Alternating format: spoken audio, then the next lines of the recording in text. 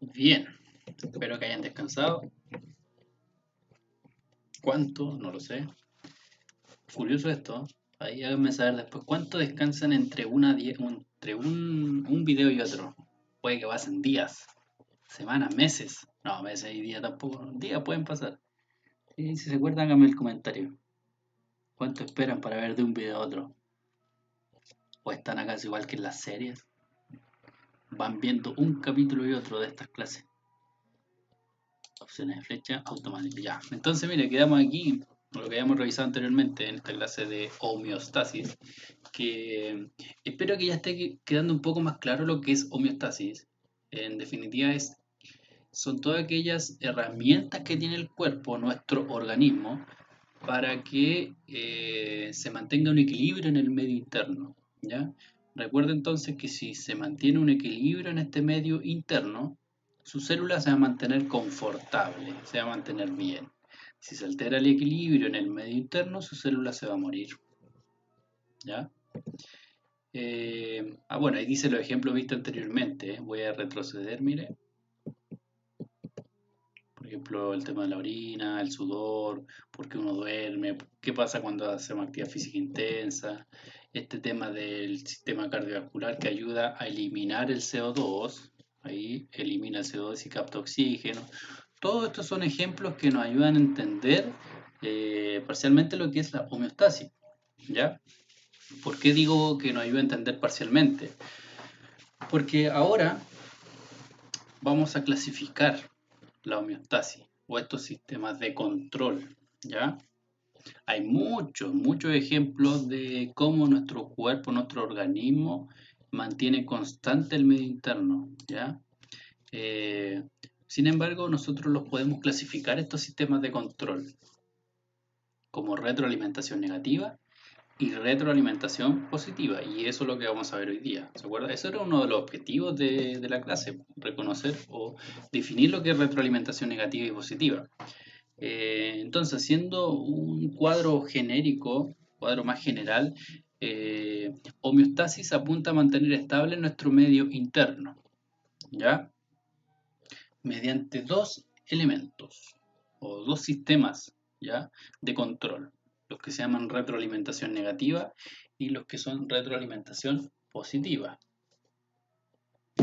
Bien, si yo les pregunto así sin saber esto de retroalimentación, que ya lo vieron, esto lo vieron el año pasado, segundo medio. ¿Cuál será el más común? ¿El negativo o el positivo? Negativo no hace alusión a que sea malo, por si acaso, y positivo no es que sea bueno, no, ¿ya? Tiene otra definición, otro alcance. Pero el más común, ¿cuál será? ¿El negativo o positivo? ¿O serán los dos iguales, habrá la misma cantidad? El negativo es el más común, ¿ya? ¿Cómo funciona esto?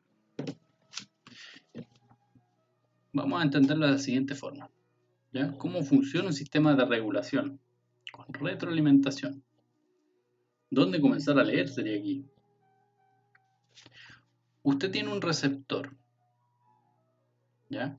Un receptor, por ejemplo en la piel, ¿ya?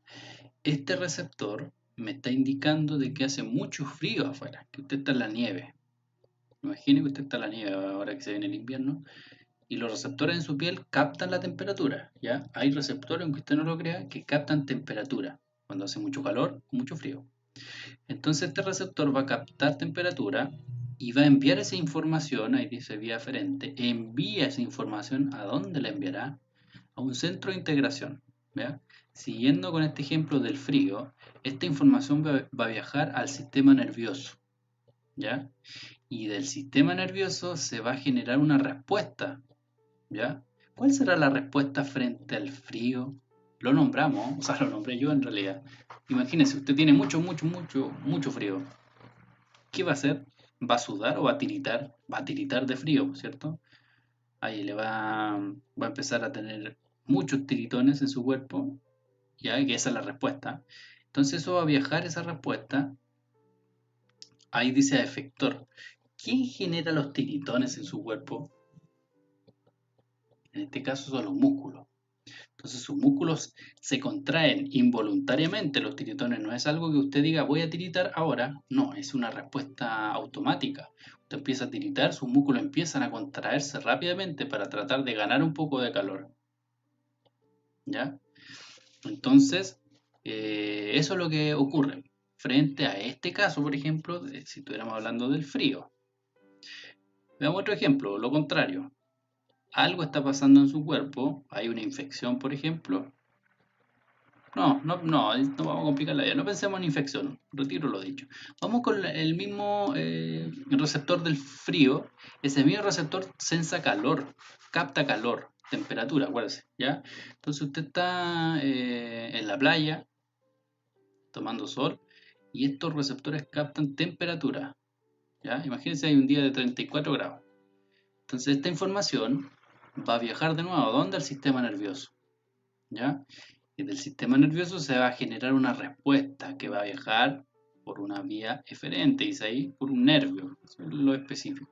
Esta respuesta va a viajar, ¿ya? ¿Respuesta de qué? Ah, de la temperatura, de mucho calor afuera en el ambiente, ¿cierto? ¿Cuál será la respuesta? ¿Será tiritar o será sudar? En este caso la respuesta es sudoración. ¿Y dónde se produce la sudoración? ¿Se produce en el músculo o se produce en las glándulas sudoríparas? En este caso, claro, se produce en las glándulas sudoríparas. ¿Quiere otro ejemplo? Vamos con otro ejemplo, mire. Estamos hablando de retroalimentación.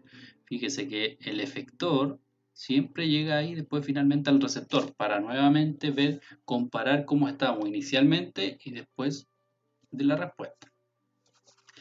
Imagínese, usted está cocinando, ¿ya? Y de repente se acerca sin querer, toca algo caliente, ¿ya? Una olla, por ejemplo, con su dedo, su dedo índice del dedo derecho, de la mano derecha, perdón, ¿ya? Entonces usted, ¿qué hizo? Tomó algo caliente, no se dio cuenta la olla. Estamos hablando de milésimas de segundo. Esa información, ya, vamos a hacerlo en cámara lenta. Imagine que usted tiene su dedo ahí en cámara lenta en la olla. Sus receptores captaron un aumento de temperatura tremenda. ¿Sí? Una olla, ¿cuántos grados estará? ¿100, 200 grados? Supongamos eso. Esa información va a viajar al sistema nervioso y el sistema nervioso va a decir, oh, el dedo se está quemando. ¿Cuál va a ser la respuesta, cree usted? La respuesta, pero más obvia, inmediatamente. Y bueno, aparte de decir grosería y todas esas cosas, antes incluso de eso, ¿qué hace cuando usted se está quemando el dedo en la olla? Va a retirar el dedo, ¿cierto? Esa es la respuesta. ¿Dónde se generó o cuál sería el efector en este caso de retirar la mano? El sistema músculo esquelético. Sus músculos hacen de que su dedo se retire. Y esa información va a viajar nuevamente ¿a dónde? Al receptor. Y el receptor va a sentir, ah, ya no me estoy quemando, por lo tanto dejo de enviar información al sistema nervioso. ¿Ya?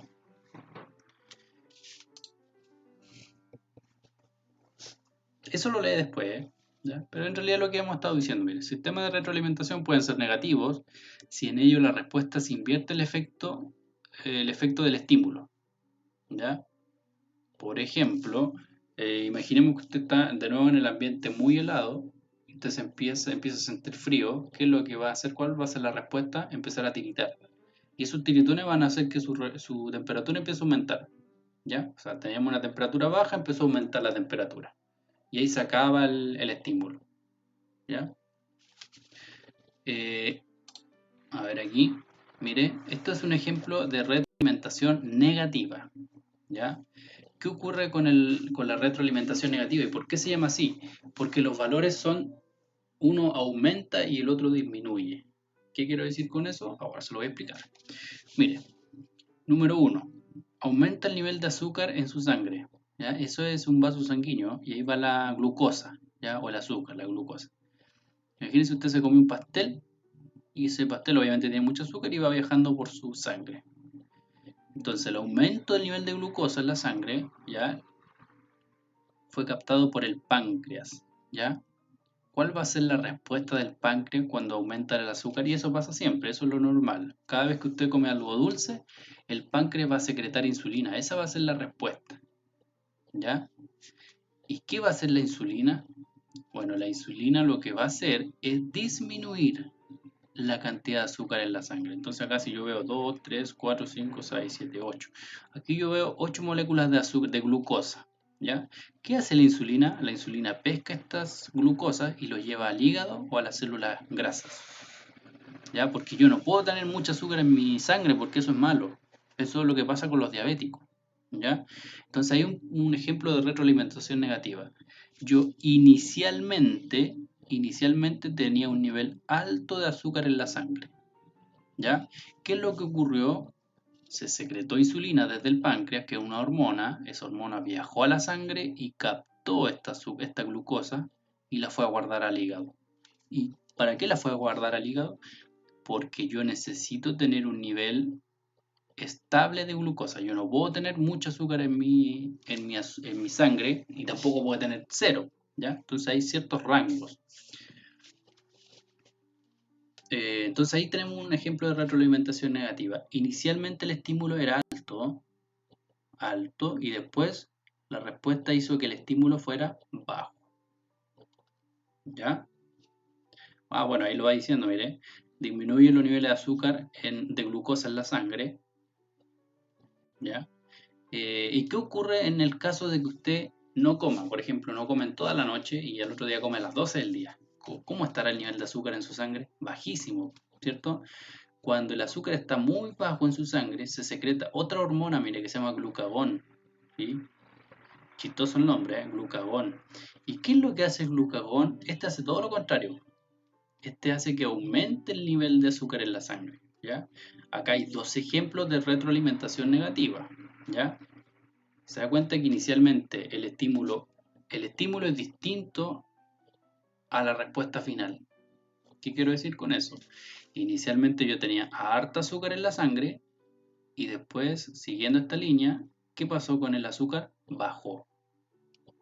¿Ya? Acá hay otro estímulo. Acá yo inicialmente, siguiendo esta línea, yo inicialmente tenía bajo el nivel de azúcar. Pero cuando secreté esta hormona que se llama glucagón, ¿qué pasó con el azúcar que estaba baja? Aumentó. ¿Ya? Por eso se llaman retroalimentación negativa, porque es distinto al nivel que yo tenía inicialmente. Este es un ejemplo de mira, ahí me equivoqué, esto es un error tremendo. ¿Ya? Este es un ejemplo y es el claro ejemplo de retroalimentación positiva. Mire, se lo voy a cambiar en vivo para que no cometamos ese error. ¿Ya? Ahí. Positiva, retroalimentación positiva. Ahí ve, el error. Podemos cometer errores todos, ¿cierto? Ya, retroalimentación positiva. Mire, ¿qué es lo que ocurre aquí? A ver, ¿de dónde comenzamos? Aquí. Aquí comienza, mira. La cabeza del bebé presiona el cuello. Aquí obviamente ve un bebé, ¿cierto? Y esta es la madre. Aquí este bebé, este feto va a nacer. Entonces, mire, la cabeza, son cabezones los bebés, presionan el cuello uterino. Eso de ahí, bueno, ahí está el conducto vaginal. Todo eso es el conducto vaginal y ahí está el cuello uterino. Entonces, esa cabezota del bebé va a presionar el cuello uterino, ¿cierto? Eso es un estímulo del cuello uterino. Se va a abrir ese cuello uterino, tiene que pasar esa cabeza. Entonces, mire, ¿qué es lo que ocurre? Los impulsos nerviosos que están ahí en el cuello uterino van a ir hacia el cerebro. Aquí de nuevo el cerebro es súper importante. El cerebro capta mucha información. Entonces, la información va a viajar hasta el sistema nervioso. ¿Ya? ¿Qué va a hacer? ¿Cuál va a ser la respuesta del cerebro? Estimular una glándula para que libere una hormona que se llama oxitocina. Esa hormona va a viajar en la sangre y lo que va a hacer la oxitocina es estimular las contracciones uterinas. O sea que esto que está aquí, eso el útero, se apriete. ¿Ya? Imagínese ahí, usted tiene la mano aquí en esta parte, tiene la mano y está apretando. ¿Para qué apretaría esto? Para que salga el bebé, ¿cierto? Entonces fíjese, el estímulo inicial era que se está apretando el cuello uterino. Esa información viaja al sistema nervioso para que se libere, ¿qué cosa? La oxitocina. Al liberarse oxitocina, esto se empieza a contraer más. Entonces, ¿qué va a pasar con la cabeza? Va a ir saliendo y se va a estimular aún más el cuello uterino porque va a estar más apretado todavía porque esto va saliendo, ¿cierto? Entonces se van a enviar más información al sistema nervioso para que se libere más oxitocina, para que se produzca más contracciones, para que después se produzca más, eh, para que se busque más presión del cuello uterino, para que después se produzca más liberación de oxitocina y así. Se da cuenta que es un círculo casi vicioso donde el estímulo inicial genera más todavía, más y más y más estímulo. Por eso se llama positivo, porque aumenta, aumenta y aumenta. ¿Ya? En cambio, este otro se denomina retroalimentación negativa, porque yo tenía un estímulo alto inicialmente y después cae abajo. O al revés, yo inicialmente tenía un estímulo bajo y después lo logré subir. ¿Ya? Van en sentidos contrarios las retroalimentaciones. ¿Y qué ocurre con el tema de la retroalimentación positiva? El estímulo inicial, si era alto, lo aumento más todavía. O puede ocurrir al contrario, si el estímulo era bajo, aún lo bajo más. ¿Ya?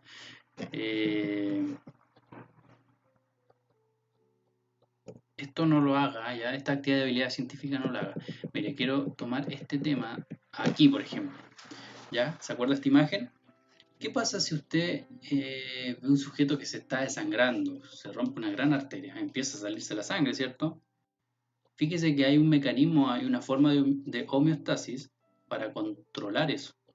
Entonces, su cuerpo tiene algo que se llaman plaquetas, ¿ya? Cuando hay un corte pequeñito, si usted se corta el dedo, ¿qué es lo normal? Que sangre, sangre, sangre o pare eso. Que se detenga, ¿cierto? Gracias a las plaquetas. ¿Qué ocurre en el caso que si alguien se corta una arteria grande? ¿Qué ocurre en ese caso? Las plaquetas claramente no van a funcionar porque es muy grande la herida, ¿ya? Eso es un ejemplo de retroalimentación positiva, que son pocos, son raros los ejemplos de retroalimentación positiva. Cuando un sujeto se está desangrando, cuando hay una hemorragia muy grande, fíjese que el corazón lo que hace es tratar de acelerar, aumentar la frecuencia cardíaca. Imagínese que usted se cortó, o alguien, no voy a pensar en usted, no piense en usted porque eh, es muy sádico.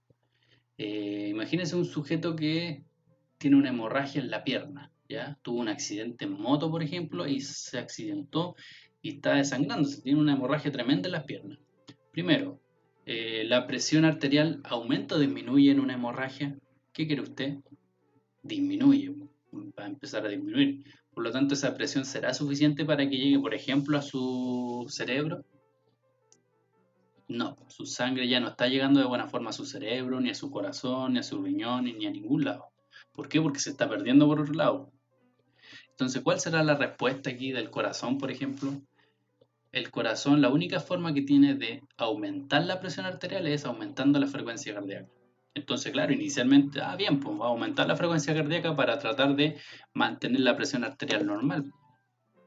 Pero ¿cuál es el problema? Inicialmente, claro, va a aumentar un poco el flujo sanguíneo hacia el cerebro, va a decir, bien, pero esos son los primeros minutos, segundos. Pero cuando yo aumento la frecuencia cardíaca, eso es como estar abriendo aún más una llave de paso frente a una manguera que está rota. Entonces voy a producir más hemorragia. ¿Y el corazón cómo va a responder? Aumentando más la frecuencia cardíaca para tratar de aumentar la presión arterial. Pero eso va a generar más hemorragia. Aumento la frecuencia cardíaca y aumento mi hemorragia. Aumento la frecuencia cardíaca y aumento la hemorragia. Esos son ejemplos de retroalimentación positiva. ¿Ya? Bien. Entonces, ahora tiene que definir qué es homeostasis. Ahí ya había una definición.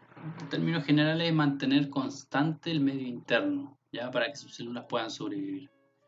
Tiene que identificar entonces un sistema de retroalimentación negativa y positiva, ¿ya? Acuérdense entonces que estos son los elementos que nos ayudan a mantener estable nuestro medio interno. Son los elementos que nos sirven a mantener una homeostasis, ¿ya?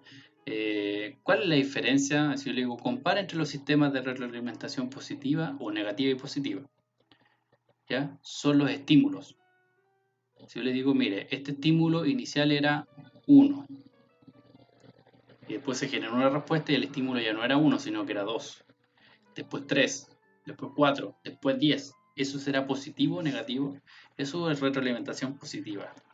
Si yo le digo ahora, mire, este nivel inicial estaba en 5, ¿ya? Y después se generó este mecanismo de retroalimentación y después de 5 yo obtuve 3, después 2, después 1, después 0. ¿Qué sería ahí? Inicialmente tenía un estímulo alto y después lo bajé. Hice lo contrario, por lo tanto una retroalimentación negativa. ¿Ya? Bien. Buena música, ¿le gusta, no? Buena música. Mozart creo que es. Ya. ¿Quiénes controlan la homeostasis en nuestro cuerpo? Generalmente son estos dos sujetos. Sistema en realidad. Sistema nervioso y sistema endocrino. ¿Ya? Y eso es lo que viene después. A la vuelta de vacaciones.